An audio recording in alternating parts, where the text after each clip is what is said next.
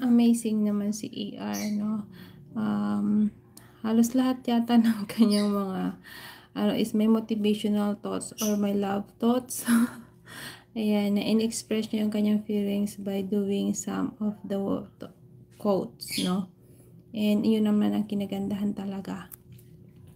No, minsan kasi mas maganda na idaan mo na lang sa mga quotes, love quotes, inspirational thoughts, kasi doon tayo nagre-replenish, tawag nito, doon nawawala yung mga natin stress sa buhay.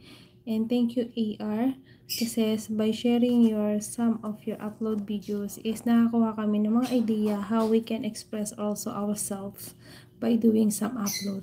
No, masubukan ko nga rin yan. Kasi minsan, pagka gusto ko mag-post regarding for my mini store, ayan, inisip ko, paano siya, ito na naman ba yung, yung site or the views na that I can upload again. And yun pala yung kinagandahan, no? And maganda yung ginawa mo, AR, no? And I want congratulations kasi nga, I guess, you've earning already kasi nga 5,000 point something ka na. So, ayan. I'm so happy to be part of your, kasi nga, ayan, nakilala ka namin, no? Bumibisita ka sa kagaya naming maliliit na subscriber or ng mga content creator.